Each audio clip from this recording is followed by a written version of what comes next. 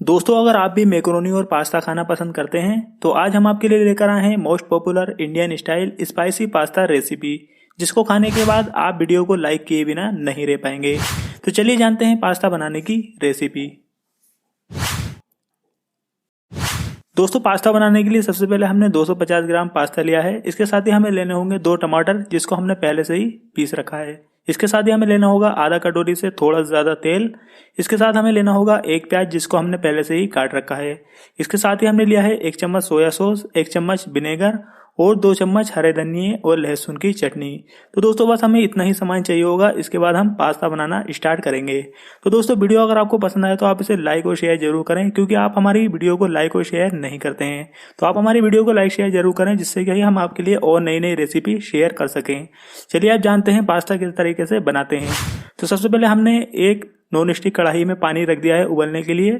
अब जैसे कि ये थोड़ी ही देर में पानी उबलना शुरू हो जाता है। पानी उबलना शुरू हो चुका है तो हम इसमें पास्ते को डाल देंगे और लगभग इसे 5 मिनट तक हम इसे उबालेंगे। तो जैसे कि आप देखेंगे यहाँ पर हमने पास्ते को पानी में डाल दिया है और हमने गैस की फ्लेम को हाई कर देना है और उसके साथ ही हमें इसके ऊपर एक ढक्कन ढक देना है।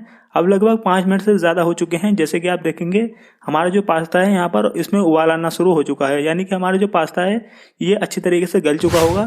तो चलिए मैं आपको दिखाता हूँ। जैसे कि आप देखेंगे यहाँ पर जो हमारा पास्ता है काफ़ी सॉफ्ट हो चुका है, यानी कि अब हमें इतना ही इसे बस उबालना था।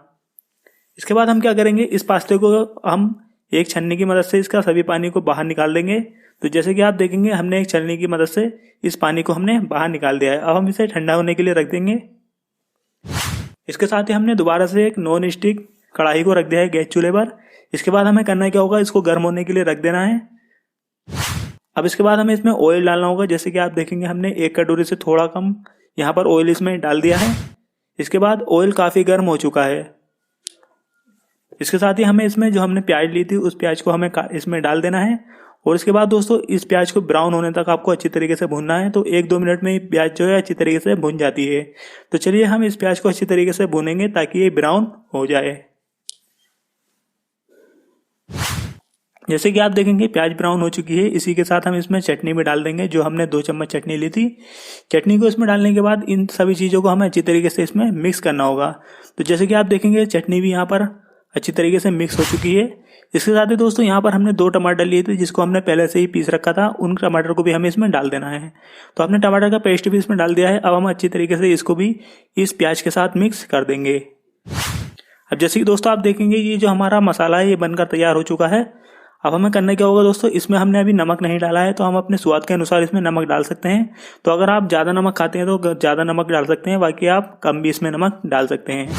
इसके बाद जैसे कि दोस्तों यहाँ पर हमें इसको 1 मिनट के लिए ढककर रख देना है। तो यहाँ पर हमने इसे 1 मिनट के लिए ढककर रख दिया है। और जैसे कि आप देखेंगे हमारा पास्ता का मसाला ये बनकर तैयार हो चुका है। तो दोस्तों यहाँ पर बहुत ही जल्दी ये मसाला बनकर तैयार हो जाता है। इसके बाद हमें करना क्या होगा, इस मसाले में हमें पास्ते को डाल देना होगा। तो चलिए हम पास्ते को इस मसाले में डाल देते हैं।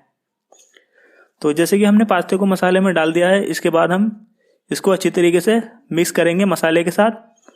तो जैसे कि दोस्तों आप देखेंगे हम पास्ते को मसाले के साथ अच्छी तरीके से मिक्स कर रहे हैं। और जैसे कि आप देखेंगे यहाँ पर हमने पास्ते को मसाले के साथ मिक्स कर दिया है। इसके साथ ही हमें इसमें विनेगर भी डाल देना होगा। और जो हमारे पास सोया सॉस है उस सोया सॉस को भी हमें इस पास्ते में डाल देना होगा। तो इन दोनों चीज़ों को डालने के बाद इसका जो टेस्ट है और ज़्यादा बढ़ जाता है। तो आपने जो पिछली वीडियो देखी होंगी उसमें आपने किसी को भी नहीं देखा होगा कि इसमें ये चीज़ें उसने डाली होंगी। तो अगर आप विनेगर और सोया सॉस इसमें डालेंगे तो और ज़्यादा टेस्ट बढ़ जाएगा। इसके बाद हम इसे 1 मिनट के लिए दम होने के लिए रख देंगे। और जैसे कि आप देखेंगे 1 मिनट हो चुका है और यहाँ पर हमारा जो पास्ता है वो बनकर तैयार हो चुका है। तो इस तरीके से दोस्तों आप घर बैठे आसानी से पास्ता बना सकते हैं। अगर आपको मैकरोनी और पास्ता खाना बहुत ज़्यादा पसंद है तो आप इस रेसिपी को एक बार ज़रूर ट्राई कीजिए। और इस पास्ते के ऊपर आप टमाटर सॉस डालकर बहुत ही आसानी से खा सकते हैं।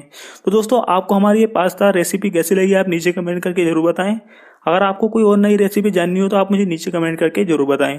तो दोस्तों 2022 आने से पहले पहले हम आपको बहुत सी और रेसिपी भी नई सिखाएंगे। तो चैनल को सब्सक्राइब करके बेल आइकन को दबाना ना भूलें। तो आज की वीडियो में इतना ही। Thank you for watching.